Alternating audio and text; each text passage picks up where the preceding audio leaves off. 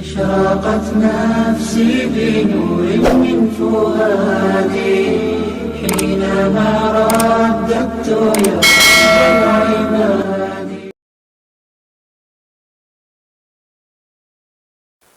الحمد لله وكفى وسلام على عباده الذين اصطفى أما بعد فأعوذ بالله من الشيطان الرجيم بسم الله الرحمن الرحيم وذروا ظاهر الإثم وباطنه إن الذين يكسبون الإثم سيجزون بما كانوا يقترفون صدق الله العظيم وصدق رسوله النبي الكريم ونحن على ذلك من الشاهدين. النواس ابن سمعان رضی اللہ تعالی عنہ قال اقمت مع رسول اللہ صلی اللہ علیہ وسلم بالمدینہ سنة ما يمنعني من الهجرة إلا المسألة كان أحدنا إذا هاجر لم يسأل رسول الله صلى الله عليه وسلم عن شيء قال فسألته عن البر والإثم وقال رسول الله صلى الله عليه وسلم البر حسن الخلق والإثم ما حاك في نفسك وكرهت أن يطلع عليه الناس أو كما قال عليه الصلاة والسلام. کل اس سلسلے میں واضح ہوا تھا کہ گناہوں سے توبہ کرنا فرض ہے، واجب ہے، ضروری ہے. ہر حال میں گناہ سے توبہ کرنا چاہیے. اب سوال یہ پیدا ہوتا ہے ہمارے اور آپ کے دل میں کہ جو یہ کہا گیا ہے کہ گناہ سے انسان توبہ کرے تو گناہ ہے کیا چیز؟ گناہ ہے کیا چیز؟ شراب گناہ ہے کہ روح افزا گناہ ہے کہ کھیل کود گناہ ہے؟ کون سی چیز گناہ ہے؟ گناہ کہتے کس کو ہیں؟ جب یہ معلوم ہوگا تبھی تو انسان گناہ سے توبہ کرے گا. تو آج جو ہے موضوع ہمارا یہی ہے کہ جو ہے گناہ کسے کہتے ہیں. تو گناہ کے جو معنی ہے وہ ہے اللہ تعالیٰ کی نافرمانی یا ایسا نامناسب کام جس کے کرنے پر سزا ملتی ہو، یا ایسا نامناسب کام جس کو دل اور طبیعت شریفہ ناپسند کرتی ہو، اس کو گناہ کہتے ہیں. اور گناہ کو عربی میں اسم کہتے ہیں، الف سا میم، اسم. اور ایک ہوتا ہے لغوی معنی، ایک ہوتا ہے اصطلاحی معنی. تو اصطلاحی معنی جو ہے گناہ کے وہ یہ ہے کہ ممنوع چیزوں کا ارتکاب کرنا. ممنوع چیزوں کا ارتکاب کرنا یہ گناہ ہے.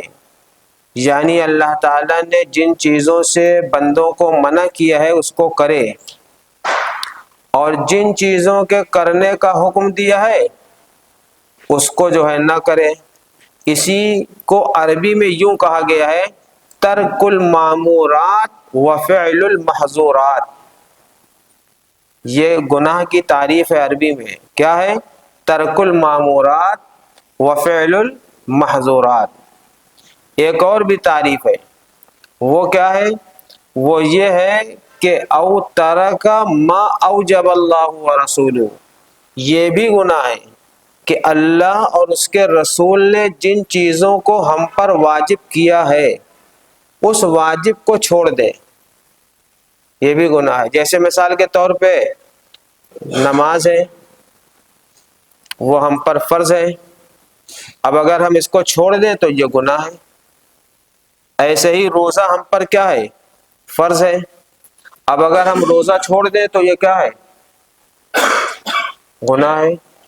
تو جو چیز اللہ اس کے رسول کی طرف سے واجب ہے اس واجب اور فرض کو چھوڑ دینے کا نام بھی کیا ہے؟ گناہ ہے. اور نبی اکرم صلی اللہ علیہ وسلم سے کسی نے یہ سوال کیا تھا، جو ابھی ہم نے حدیث پڑھی نا، تو وہ صحابی کا نام ہے نواس بن سمعان۔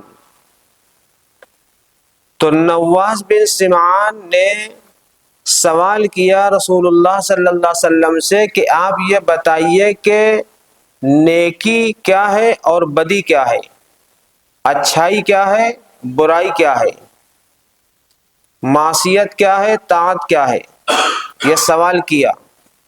تو آپ صلی اللہ علیہ وسلم نے نیکی کے بارے میں تو یہ جواب دیا کہ حسن سیرت، حسن اخلاق یہ نیکی ہے۔ اب یہ جو حسن اخلاق ہے نا، تو حسن اخلاق کا وہ مطلب نہیں ہے کہ دنیا نے جسے حسن اخلاق تصور کیا ہے یا دنیا والوں نے جسے حسن اخلاق قرار دیا ہے وہ انسان اپنائے گا تو وہ نیکی کرنے والا ہوگا، یہ مطلب نہیں ہے۔ بلکہ مطلب کیا ہے؟ مطلب یہ ہے کہ شریعت مطہرہ نے، اسلام نے، اللہ نے، رسول اللہ صلی اللہ علیہ وسلم نے جس چیز کو جو ہے حسن اخلاق قرار دیا ہے اس کو حسن اخلاق کہا جائے گا۔ انسان کا اپنا من گھڑت حسن اخلاق نہیں کہلائے گا، نہ وہ مراد ہے۔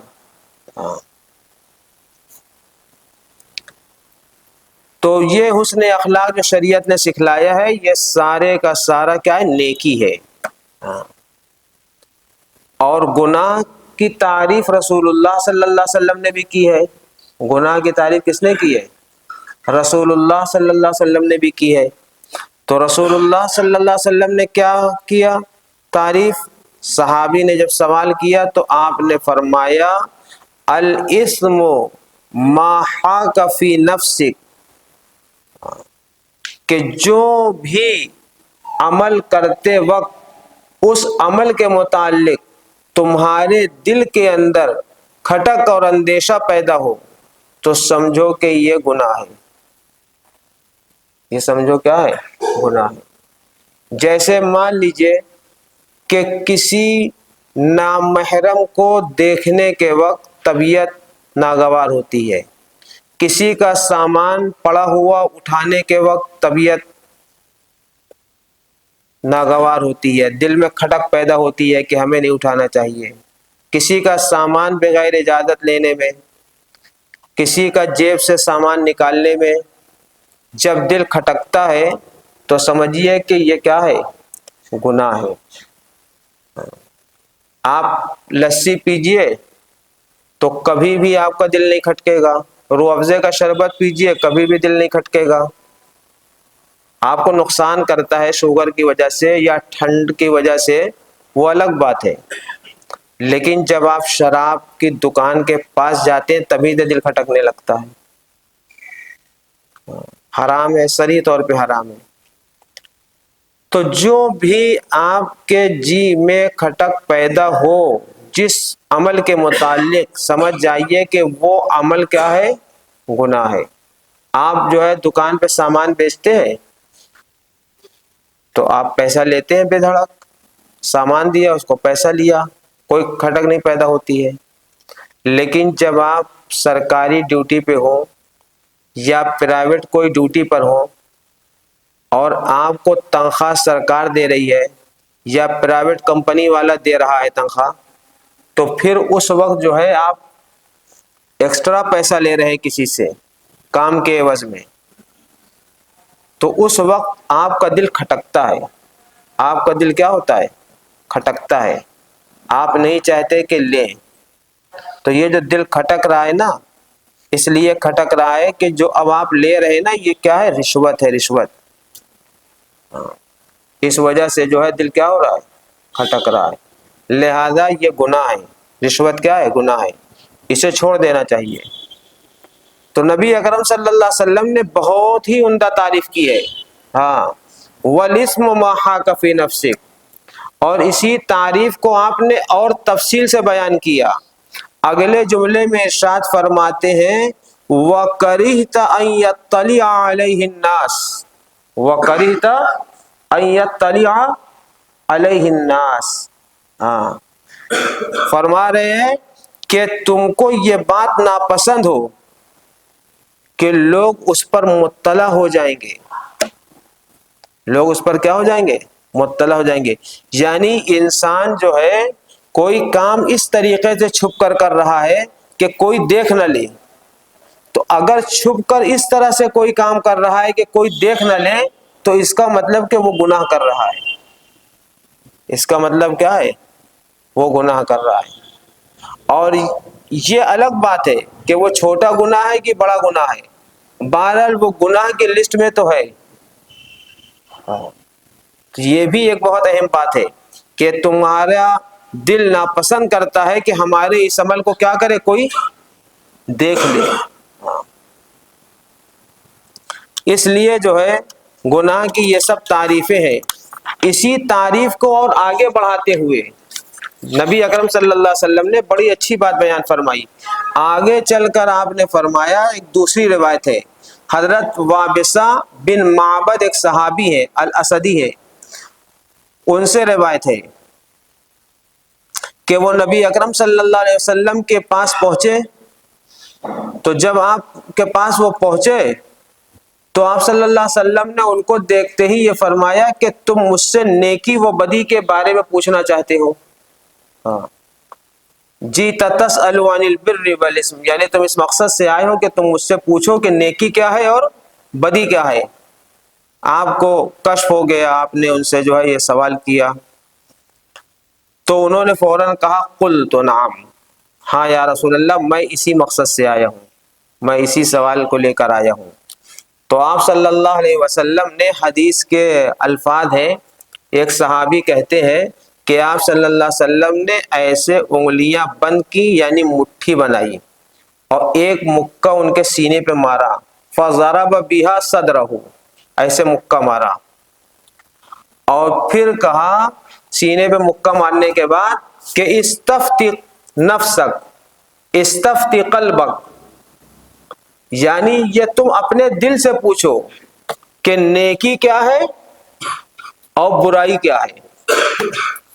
یہ اپنے دل سے پوچھو کہ نیکی کیا ہے اور برائی کیا ہے. یعنی انسان کا دل بتا دیتا ہے کہ ہم یہ کام کیا کر رہے ہیں؟ غلط کر رہے ہیں، اور ہم یہ کام صحیح کر رہے ہیں.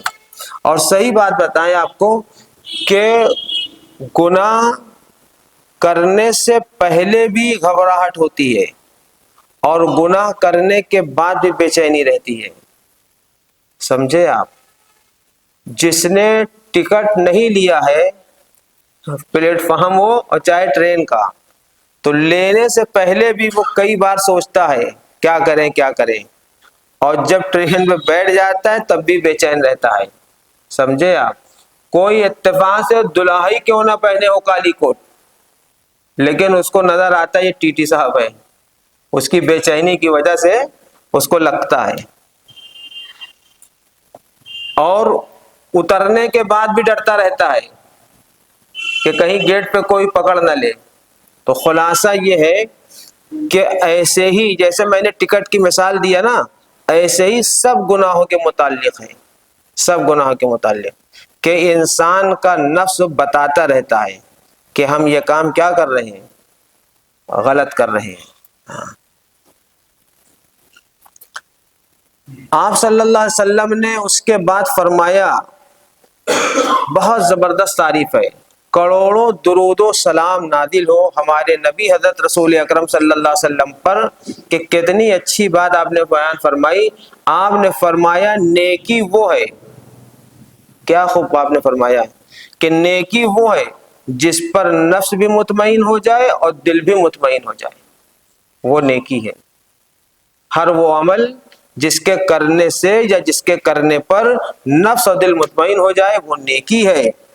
اور آپ نے فرمایا کہ ہر وہ عمل گناہ ہے جو تمہارے سینے میں شک پیدا کرے اور کھٹکے، بس وہ گناہ ہے. جو بھی کھٹکے وہ کیا ہے؟ گناہ ہے. جیسے مثال کے طور پہ ابھی تازی بات بتا دیں آپ کو. اب جیسے ڈاکٹر سعید صاحب بیٹھے ہیں، تو یہ چونکہ مریض ہے، کمزور ہے، عمر کا تقاضا ہے، بیٹھے ہیں تو اب ان کو نہیں کھٹک رہا ہے کیونکہ یہ شرعی طور پہ معذور ہے. لیکن جو ہے اگر کوئی جوان لڑکا بیٹھ جائے مجلس چھوڑ کر کنارے تو اس کا دل کھٹکے گا کہ ہم غلط بیٹھے ہیں. ہم کیا بیٹھے ہیں؟ غلط بیٹھے ہیں. ہاں وہ ڈرے گا. تو دیکھیے بوڑھے آدمی کے حق میں مجلس سے کنارے ہو جانا برا نہیں ہے معذور کے لیے، لیکن جوان آدمی کھسک جائے کنارے ہو جائے مجلس سے جہاں فرشتے گھیرے ہوئے ہیں تو کھٹکے گا، ایٹومیٹک کھٹکے گا. میرے والد محترم تھے، کتنی پابندی سے بیچارے جو ہے مجلس میں جو ہے شریک ہوتے تھے، دوپہر کی بھی اور رات کی بھی. ہاں جبکہ وہ بہت لمبے لمبے سجدے کرتے تھے، بہت تلاوت کرتے تھے، اپنے آپ کو صبح سے رات تک تھکاتے تھے، لیکن رات کی مجلس میں اہتمام سے بیٹھتے تھے انہی آخر اشروں میں. تو بہرحال جو بھی آپ کریں گے، اور اس میں کسی مفتی سے پوچھنے کی ضرورت نہیں ہے، یہ بات ہم نہیں کہہ رہے ہیں. کون کہہ رہا ہے؟ کروڑوں درود السلام نادل ہو رب ذوالجلال کے بعد سب سے بڑی ہستی حضرت محمد صلی اللہ علیہ وسلم، وہ فرما رہے ہیں وَإِنْ أَفْتَاكَ النَّاسُ وَأَفْتَوْكَ، لوگ تم کو فتویٰ دیا کریں، لوگ تم کو فتویٰ دیا کریں کہ یہ صحیح ہے، لیکن جب تمہارے دل میں کھٹک رہا ہے تو وہ صحیح نہیں ہے. چاہے تمہارا کتنا پکا دوست ہو مفتی، چاہے جتنا لے لے، لیکن تمہارا دل تو کہہ رہا غلط ہے. تمہارا دل. اب بتائیے، ایک گاؤں میں گیا، وہاں 200 روپیہ لے کر 6 مہینے کی نماز معاف کر رہا تھا پیر. لوگوں سے میں نے پوچھا کہ کب کب آتا ہے، کہا کہ سال میں 2 بار آتا ہے، اور 200 روپے لیتا ہے اور سال بھر کی نماز معاف ہو جاتی ہے. اور میں خود اس پیر سے لڑنے جا رہا تھا، لوگوں نے مجھے روک دیا، ہنگامہ ہو جائے گا یہاں گاؤں میں. سمجھے؟ وارسی بابا اس کا نام تھا. میں نے دور سے اس کو دیکھا بھی. ہاں سچی بات ہے، بالکل میرے آنکھوں دیکھی ہے. تو یہ حالت ہے لوگوں کی. تو اب دل تو کھٹک رہا نا، چاہے 200 روپیہ دے دیجئے اس پیر کو، چاہے 2000 دے دیجئے، دل تو کھٹک رہا کہ نماز معاف نہیں ہوئی. لیکن دے کے لوگ چھوڑے ہیں نماز، پورا گاؤں چھوڑے تھا. صرف 5 آدمی ہماری جماعت وہاں گئی تھی. تو جماعت کے جتنے آدمی تھے، ڈاکٹر مبین صاحب امیر تھے ہمارے، تو بس وہ جماعت کے ساتھی تھے، اور کل 2 آدمی گاؤں سے آتے تھے.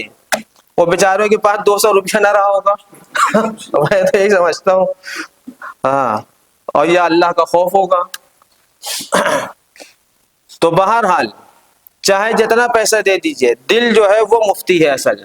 یہ نبی اکرم صلی اللہ علیہ وسلم فرما رہے ہیں. ہاں یہی کمال تھا کہ صحابہ کو کوئی بات کھٹکتی تھی تو اپنے گھر سے دوڑے ہوئے آ جاتے تھے دربار نبوی میں، اور پھر سوال کرتے تھے، پوچھتے تھے، مسئلہ پوچھتے تھے. آپ صلی اللہ علیہ وسلم اس کو خوب تفصیل سے بیان کرتے تھے. اور جو آپ صلی اللہ علیہ وسلم کو نہیں معلوم ہوتا، آپ وہی کا انتظار کرتے، وہی آتی پھر بتاتے آپ. سمجھے آپ؟ دیکھیے کتنی بڑی بات ہے کہ ایک عورت کے ساتھ ان کے شوہر نے زہار کر لیا. اب جو ہے وہ عورت بھی بوڑھی تھی اور ان کے شوہر بھی بوڑھے تھے. اب عورت کو یہ بات کھٹکی، عورت سے مراد صحابیہ، تو اس صحابیہ کو یہ بات کھٹکی کہ اس زہار کے بعد میاں بیوی کا ساتھ رہنا مناسب ہے کہ نہیں ہے، جبکہ دونوں ضعیفی کی عمر کو پہنچ چکے ہیں. تو جب یہ بات کھٹکی تو وہ فوراً آئی سب سے بڑے مفتی کے بعد، سب سے بڑے کائنات میں اللہ کے بعد سب سے بڑے مفتی حضرت محمد صلی اللہ علیہ وسلم ہیں. وہ وہاں فتویٰ لینے آئی. تو جب وہ فتویٰ لینے آئی تو آپ صلی اللہ علیہ وسلم خاموش ہو گئے تھوڑی دیر. پھر آپ نے یہ بھی فرمایا کہ اللہ تعالیٰ جو ہے اس کا جواب دیں گے. وہ عورت جانے لگی تو آپ نے اس کو بلایا تو قرآن کی آیت نازل ہوئی، اور وہ 28واں پارہ وہیں سے شروع ہوتا ہے. قد سمع اللہ قول التي تجادلك في زوجها وتشتكي إلى الله والله يسمع تحاوركما ان اللہ سمیع بصیر، کہ اللہ تعالیٰ نے اس عورت کی شکایت سن لی جو آپ سے اپنے شوہر کے متعلق مسئلہ پوچھ رہی تھی. ہاں، پھر اللہ تعالیٰ نے جواب دیا. تو ہم اصل یہ سمجھانا چاہ رہے ہیں کہ دل میں کھٹکتی ہے باتیں، جب کھٹکی وہ عورت آئی. ایسے ہی صحابیوں کے بے شمار واقعات ہیں، جب ان کو کچھ کھٹکتا تو فوراً جو ہے نبی کریم صلی اللہ علیہ وسلم سے پوچھتے. اور اب جو ہے لوگوں نے اپنا مفتی بنا لیا ہے گوگل کو. کچھ کھٹکتا ہے ٹپ ٹپ ٹک ٹک کیا اور پٹ پٹ اپنا ایمان برباد کیا. سمجھے؟ ہاں، منٹ سیکنڈ میں ہاں گوگل مفتی ہو گئے. سمجھے آپ؟ تو یہ حالات ہے لوگوں کے. کبھی کبھی سوچا جاتا ہے کہ کیوں پڑھے ہم لوگ، کوئی پوچھتا ہی نہیں مسئلہ. ہاں، ہمارے کئی دوست یار ہیں، وہ بتاتے ہیں کہ ہم گاؤں میں رہے اتنے سال، کوئی پوچھنے ہی نہیں آیا مسئلہ. تو اب کیوں پوچھے گا آدمی؟ بس دبایا نہیں. وہ جنہوں نے علم دین حاصل کیا ہے آپ ان سے معلوم کریے، ان سے پوچھئے کچھ بھی کھٹکے. او دیکھیے، جو نبی کریم صلی اللہ علیہ وسلم فرما رہے ہیں وہ یہی فرما رہے ہیں کہ تمہارے دل میں بری بات کھٹکے گی، لیکن چونکہ اس زمانے میں اتنا خلط ملط ہو گیا ہے اور یہ جو کیا کہتے ہیں ڈیجیٹل لائف لوگوں کی ہو گئی ہے، اس ڈیجیٹل لائف کی وجہ سے دین کے بارے میں بڑے شکوک و شبہات پیدا ہو گئے ہیں. اور ان شکوک و شبہات سے اس وقت تک بچنا ممکن نہیں ہے جب تک کہ آپ کسی صحیح جو ہے عالم دین سے اس سلسلے میں صحیح معلومات نہ حاصل کر لیں. ہاں، صرف ایک فتنہ اس زمانے میں نہیں ہے، ہزاروں فتنے ہیں. احمدی کا فتنہ ہے، قادیانی کا فتنہ ہے، شکیلی کا فتنہ ہے، مرزا انجینئر کا فتنہ ہے، اور بھی ہیں بہت سے فتنے، ہزاروں فتنے ہیں، اور لوگ اس کا شکار ہو رہے ہیں. ہاں، لوگ اس کا شکار ہو رہے ہیں. اور مجھے حیرت ہوتی ہے کہ لوگوں کو کھٹکتے ہی نہیں، لوگوں کو کھٹکتے ہی نہیں. بتائیے آپ، کتنے افسوس کی بات ہے کہ وہ جو ہے کیا نام ہے، ایک لڑکی نے خط لکھا ایک مفتی صاحب کو، اور خط میں یہ لکھا کہ میری شادی کو اتنے سال ہو گئے ہیں اور میرے تقریباً 12-13 سال ہو گئے تھے شادی کو، اور میرے 2 بچے بھی ہیں 8 سال اور 10 سال کے ہو گئے ہیں، اور جو ہے بس کیا نام ہے میں نماز بھی پڑھتی ہوں، تہجد بھی پڑھتی ہوں، بچوں کی تربیت بھی کرتی ہوں، اپنے شوہر کو بہت سمجھاتی ہوں. تو آپ دعا کر دیجئے کہ ہمارے شوہر ایمان میں داخل ہو جائے. آپ میری بات سمجھ رہے؟ تو اس سے یہ بھی معلوم ہوا کہ ہر دل میں ہر بات نہیں کھٹکے گی. جیسے بخار کسی کو بہت تیز آ رہا ہو نا، تو اس کو اٹالے کا رسگلہ کھلا دے تو وہ بھی کیا کہے گا، بڑا کڑوا ہے، کہاں سے لائے؟ سمجھے؟ ہاں، وہ یہی بولے گا. تو ہم لوگ کی بھی طبیعت ایسے ہی کڑوی ہو چکی ہے کہ اب جو ہے گناہ کھٹکتا بھی نہیں ہے. بتائیے، اس لڑکی کو 11 سال ہو گئے حرام کاری کرتے ہوئے، اس کو کھٹکا ہی نہیں. سمجھے؟ نکاح ہی نہیں ہوا. یہ حالات ہیں. اس لیے جو ہے قلب کی صفائی بھی بہت ضروری ہے. نبی اکرم صلی اللہ علیہ وسلم نے فرمایا کہ جسم کے اندر ایک ٹکڑا ہے، اگر یہ صحیح تو سب صحیح، یعنی سارے اعضاء صحیح ہوں گے، اور اگر وہ ٹکڑا خراب تو سب خراب. کیونکہ دل جو ہے یہ بادشاہ ہے، اور آنکھ کان ہاتھ پیر یہ سب کچھ کیا ہیں؟ سپاہی ہیں. اس جنرل اور کرنل کے کیا ہیں؟ سب سپاہی ہیں یا پبلک ہے. جب بادشاہ کرپٹ ہوتا ہے تو پورا ملک کرپٹ ہوتا ہے. کوئی بچ جاتا ہے، سب نیچے سے لے کے اوپر تک سب کرپٹ ہوتے ہیں. اگر پریزیڈنٹ گڑبڑ سب گڑبڑ. تو وہی حال ہے دل کا، اگر دل گڑبڑ تو پھر آنکھ بھی غلط دیکھے گی، کان بھی غلط سنے گا، زبان بھی غلط بولے گی، ہاتھ بھی غلط جگہ استعمال ہوگا، پیر بھی غلط راستے پر چلے گا۔ اس لیے دل کا صحیح ہونا ضروری ہے۔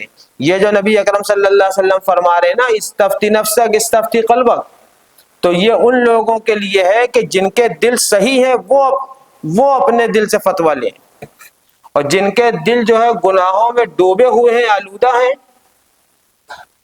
تو وہ کبھی نہیں کہیں گے۔ سمجھے آپ؟ اب ایک شخص ہے، وہ میں دونوں ملک کا نام نہیں لیتا، کسی عرب ملک کی بات ہے، اس ملک کا ایک شہزادہ جو ہے کہیں سے پڑھ کے آیا، جو بزنس کا کورس ہوتا ہے نا، کمپنی چلانے کا اور معیشت کا، ترقی کا، وہ کورس کر کے آیا۔ تو اس نے اپنے کورس کے بعد جب اپنے وطن واپس آیا تو اپنے وطن میں اس سے لوگوں نے پوچھا کہ معیشت کو بڑھانے کے لیے کیا کرنا چاہیے؟ تو اس نے کہا کہ خانہ کعبہ کو ڈھا دینا چاہیے، اس میں لوگوں کا بہت وقت ضائع ہوتا ہے، پیسہ برباد ہوتا ہے، وقت ضائع ہوتا ہے، کمپنی سے چھٹی لے کے لوگ جاتے ہیں۔ تو ایسے دلوں سے نہیں پوچھا جائے گا کہ تم اپنے دل سے پوچھو۔ میں یہ سمجھانا چاہ رہا ہوں، ہر دل مراد نہیں ہے نبی کریم صلی اللہ علیہ وسلم اس قول سے۔ وہ دل جو قلب سلیم ہو، ہاں، جو شریف دل ہو، جن کی طبیعت صحیح ہو، وہ۔ اس لیے جو ہے میرے عزیز دوستو، اپنے دل کو سنواریے۔ ہاں، دیکھیے جب کسی کے گھر میں کوئی ہارٹ کا مریض ہو جاتا ہے تو کیا کرتے ہیں؟ ہارٹ اسپیشلسٹ کو تلاش کرتے ہیں نا۔ ایسے ہی جو ہے ہم سب کا دل مریض ہے، روحانی مریض ہے، اس لیے کسی روحانی ڈاکٹر کا بھی انتخاب ہونا چاہیے اور اس سے اپنا علاج اور معالجہ کرتا رہے۔ جو لوگ دعوت و تبلیغ میں لگے ہیں ان کے لیے دعوت و تبلیغ کا کام ہی جو ہے انشاءاللہ تعالی دوا کا کام کرے گا۔ اگر اصول و ضابطے کے ساتھ لگاتے ہیں تو وہ اپنے امیر کی بات مان کر صحیح طریقے پر کام کرتے رہیں گے تو ان کا نفس اور دل انشاءاللہ صحیح رہے گا۔ اور جو لوگ نہیں لگے ہیں وہ اس میں لگے، اور جو اس میں نہ لگ پائیں تو وہ انفرادی طور پر کسی عالم دین سے رابطہ کر کے مسائل پوچھیں۔ سدھرنے کے لیے بیعت ہونا ضروری نہیں ہے، بیعت سدھرنے کا ایک راستہ ضرور ہے لیکن ضروری نہیں ہے۔ ضروری کیا ہے؟ ضروری یہ ہے کہ دین کی معلومات حاصل کر کے اس پر عمل کریں، یہ اصل ہے۔ سمجھے آپ؟ ہاں، بہت سے لوگ ہیں دنیا میں جو جیل جا کر اور بگڑ گئے۔ جیل میں ڈالا جاتا ہے تاکہ لوگ سدھر جائے نا، تو لیکن جیل میں جا کے وہ اور بگڑ گئے۔ ایسے ہی ہم نے دیکھا کہ بہت سے لوگ پیروں سے بیعت ہو کر اور بگڑ گئے۔ پہلے کچھ غنیمت تھے اور جہاں بیعت ہوئے اور بگڑ گئے۔ کیوں بگڑ گئے؟ اس لیے بگڑ گئے کہ ان کو یہ یقین ہو گیا کہ یہ پیر ہم آپ کو جہنم سے نجات دلا دے گا، اب جو چاہو کرو۔ چنانچہ کر رہے لوگ۔ ایسے جو ہے مریدوں سے میری ملاقات ہوتی رہتی ہے پورے دنیا میں ہی، سمجھے آپ، کہ ان کو اسی پہ ناز ہے۔ ایک بار پتہ نہیں ہم کہیں سفر وفر کر رہے تھے تو کچھ لوگ باتیں کر رہے تھے آپس میں ٹرین میں۔ بات کرتے کرتے جو ہے ایک جگہ جو ہے ٹرین گزرنے لگی تو خاموش ہو گئی۔ اس نے اشارے سے خاموش کرا دیا۔ تو دوسرے نے پوچھا بھائی کہے خاموش کرا دیے؟ کہا یہاں گاؤں میں ہمارے پیر کی قبر ہے، سن لیں گے۔ سمجھے؟ تو اب یہ ہے عقیدت، سمجھے آپ؟ یہ کیا ہے؟ مردے کو خدا ہی سنوائے تو سن سکتے ہیں وہ، ورنہ مردہ خود سے نہیں سن سکتا، جب چل نہیں سکتا پھر نہیں سکتا تو سن کیسے سکتا ہے؟ ہاں، وما انت بمسمع من فی القبور، آپ اگر سنانا چاہیں تو قبر میں جو لوگ ہیں ان کو نہیں سنا سکتے، قرآن کی آیت ہے۔ تو بہرحال یہ سب چیزیں جو ہے دل کو سنوارنے کی ضرورت ہے. دل کو کیا کرنے کی ضرورت ہے؟ سنوارنے کی ضرورت ہے. آج یہ بات سمجھ میں آ گئی کہ گناہ کسے کہتے ہیں. اب پھر دو بات اور سمجھیے. گناہ کی دو قسمیں ہیں، ایک ہے گناہ کبیرہ اور ایک ہے گناہ صغیرہ. اور قرآن کی آیات سے یہ معلوم ہوتا ہے کہ دونوں طرح کے گناہوں کا ذکر قرآن میں ہے. قرآن میں ہے الذین یجتنبون کبائر الاثم والفواحش الا اللمم، جو لوگ کبیرہ گناہوں سے بچتے ہیں اور بے حیائی سے بھی سوائے کسی چھوٹے گناہ کے. یعنی جو لوگ بڑے بڑے گناہوں سے بچتے ہیں تو اللہ کی ذات سے قوی امید ہے کہ اللہ تعالیٰ ان کے چھوٹے گناہ معاف کر دیں گے. بہت سی حدیثوں میں یہ بات آئی ہے کہ اگر وہ یہ عمل کر لیں تو ان کے گناہ معاف ہو جائیں گے. جیسے ایک حدیث میں یہ بھی ہے کہ جو دینی مجلس میں بیٹھتے ہیں، ذکر و اذکار کی مجلس میں بیٹھتے ہیں، تو جب وہ لوگ مجلس سے اٹھتے ہیں تو اس سے پہلے ان کے گناہ معاف ہو جاتے ہیں. اشراق کی نماز پڑھنے سے گناہ معاف ہو جاتے ہیں، تہجد کی نماز پڑھنے سے گناہ معاف ہو جاتے ہیں. حدیث میں ہے کہ کوئی وضو کرتا ہے تو جب چہرہ دھلتا ہے تو چہرے کے گناہ اس کے سارے دھل جاتے ہیں، جب ہاتھ دھوتا ہے تو ہاتھ کے گناہ اس کے دھل جاتے ہیں، پیر دھلتا ہے تو پیر کے گناہ دھل جاتے ہیں. یہ سب حدیث میں ہے. تو علماء نے لکھا ہے کہ یہ سب جو گناہ دھلتے ہیں اور صاف ہوتے ہیں اور کفارہ بنتے ہیں، یہ سب چھوٹے چھوٹے گناہ ہیں جو نیک اعمال کی وجہ سے معاف ہوتے رہتے ہیں. لیکن جو بڑے بڑے گناہ ہیں ان کے لیے توبہ شرط ہے، وہ تو بغیر توبہ کے معاف ہو ہی نہیں سکتے ہیں. اور بڑے بڑے گناہوں کی بڑی لمبی چوڑی فہرست ہے. بعض لوگوں نے 700 تک لکھا ہے. حدیث میں بھی جو ہے 3 کا عدد آیا ہے، 6 کا عدد آیا ہے، 7 کا عدد آیا ہے. حضرت عبداللہ ابن عباس سے کسی نے کہا بڑے بڑے گناہ 7 ہیں، تو انہوں نے فرمایا کہ یہ کہنا مناسب نہیں ہے، 700 کہو. تو بڑے بڑے گناہ بھی بہت ہیں. اب یہ ہے کہ لوگوں نے کتابیں لکھی ہیں چھوٹے اور بڑے گناہوں کے بارے میں. کتاب الکبائر کے نام سے عربی میں کئی لوگوں نے کتاب لکھی ہے. ہاں، ایک مرتبہ وہ جو ہے دہلی میں پرگتی میدان میں نمائش لگی تھی، تو میں اس بک کی نمائش تھی، پورے ورلڈ سے لوگ آئے ہوئے تھے، تو میں بھی کسی کے ساتھ گیا تھا. تو وہاں پہ مجھے ایک دکان میں گناہ کبیرہ عربی میں ملی، کتاب الکبائر کے نام سے، علامہ ذہبی کی. تو وہ ایک غیر مسلم کی دکان پہ تھی، عربی کی کتاب. ہم نے اس کو لیا، اور جو ہے بلکہ یہ بھی ایک زبردست جو ہے بات ہے کہ اس غیر مسلم نے پیسہ نہیں لیا، میں نے بہت دینا چاہا. ہاں، جبکہ ورلڈ نمائش تھی وہ، تو اس کو میں نے بہت پیسہ دینا چاہا تو اس نے پیسہ نہیں لیا. اس پیسہ نہ لینے کا میرے دل پر اتنا اثر ہوا کہ میں نے یہ عہد کیا، جبکہ مجھے عربی نہیں آتی ہے، پڑھا لکھا نہیں ہو سکتا، لیکن میں نے یہ عہد کیا کہ میں اس کا ترجمہ کروں گا. اور لے کر میں وہاں سے چلا تو ٹرین پہ ہی ترجمہ شروع کر دیا.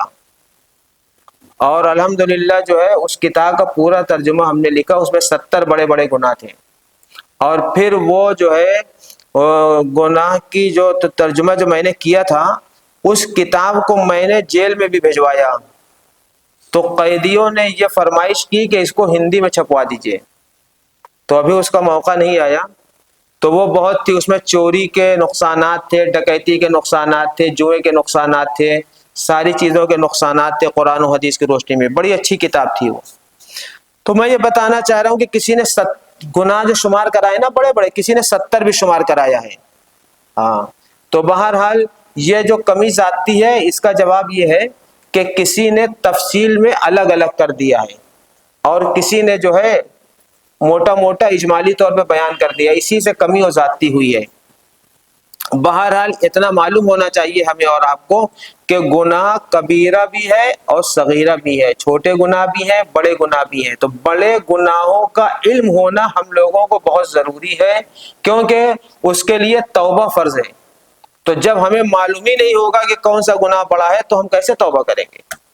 لہذا جو ہے انشاءاللہ تعالی یہ آپ کو ایک فہرست سنائی جائے گی، اور کل سے ایک ایک گناہوں کے بارے میں بتایا جائے گا کہ یہ گناہ کبیرہ ہے، اور اس کا علاج بھی بتایا جائے گا کہ اس کا علاج کیا ہے.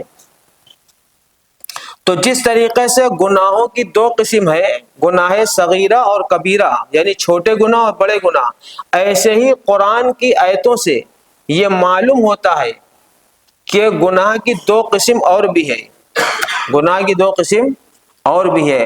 وہ کیا ہے؟ وہ ہے باطنی گناہ اور ظاہری گناہ۔ قرآن میں ہے وَذَرُوا ظَاهِرَ الْإِثْمِ وَبَاطِنَهُ، کہ ظاہری گناہوں کو بھی چھوڑ دو اور باطنی گناہوں کو بھی چھوڑ دو۔ تو ظاہری گناہ کا مطلب کیا ہے؟ ظاہری گناہ کا مطلب یہ ہے کہ جس کا تعلق ہاتھ، پیر، آنکھ، کان، ناک سے ہے، زبان سے ہے۔ صرف زبان کا اکیلا 20 گناہ ہے، صرف زبان کا، اور تو اس کو ظاہری گناہ کہتے ہیں، جو ان چیزوں سے آگاہ سے کیا جاتا ہے۔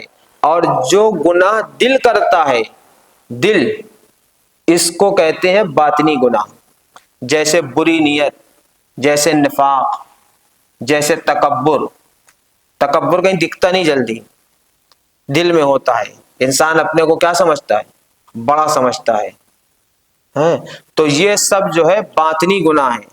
قرآن میں اس کے بارے میں آیا ہے وَلَا تَقْرَبُوا الْفَوَاحِشَ مَا ظَهَرَ مِنْهَا وَمَا بَطَنَ، وہ گناہ جو ظاہر ہے، وہ گناہ جو باطنی ہے، وہ بے حیائی جو ظاہری ہے، وہ بے حیائی جو باطنی ہے، دونوں طرح کی بے حیائی کے قریب نہ جاؤ مسلمانوں، یہ اللہ تعالیٰ نے منع فرمایا۔ تو اس طرح جو ہے انشاءاللہ تعالیٰ آپ کے سامنے جو ہے ان گناہوں کا تذکرہ آئے گا کہ کون سے گناہ ظاہری ہے، کون سے باطنی ہے، کون سے کبیرہ ہے، کون سے صغیرہ ہے۔ پھر اس لیے نہیں ہوگا کہ ہمارے آپ کے نالج میں کیا ہو، اضافہ ہو، بلکہ اس لیے ہوگا کہ ہم لوگ اس کو جان کر کیا کر دیں، چھوڑ دیں۔ ہاں، یہ نہیں کہ حفاظت سے اپنے پرس میں رکھ لیں جب دل چاہے کریں، بلکہ اس کو کیا کرنا ہے، چھوڑنا ہے، ان سے توبہ کرنا ہے۔ اللہ تعالی ہمیں اور آپ کو جو ہے عمل کی توفیق عطا فرمائے۔ ایک چیز اس میں اور بھی ہے، وہ انشاءاللہ بیان کیا جائے گا کہ جو گناہ ہے اس گناہ کا دنیاوی نقصان بھی ہوتا ہے اور اخروی نقصان بھی ہوتا ہے، سمجھے آپ؟ ہاں، دنیاوی نقصان بھی ہوتا ہے، اخروی نقصان ہے۔ لوگ پریشان رہتے ہیں جس میں برکت نہیں ہوتی، تو یہ گناہوں کی وجہ سے برکت ختم ہو جاتی ہے۔ جو لوگ طاعت کرتے ہیں، عبادت کرتے ہیں، ان کے روزی میں بہت برکت ہوتی ہے۔ ہاں، ایسے ہی سینکڑوں مثالیں آپ کو ملیں گی۔ گناہ کرنے والوں کا مال ختم ہو گیا اور نیکی کرنے والوں کے مال میں ایسی جگہ سے اضافہ ہوا جہاں سے وہ گمان بھی نہیں کر سکتے۔ تو بہرحال گناہ کے دنیاوی نقصانات بھی ہیں اور اخروی نقصانات بھی ہیں۔ اللہ تعالی ہم کو گناہوں کے شر سے، گناہوں کے نقصانات سے دنیا میں بھی بچائے اور آخرت میں بھی بچائے۔ أشرقت نفسي بنور من فؤادي حينما رددت يا رب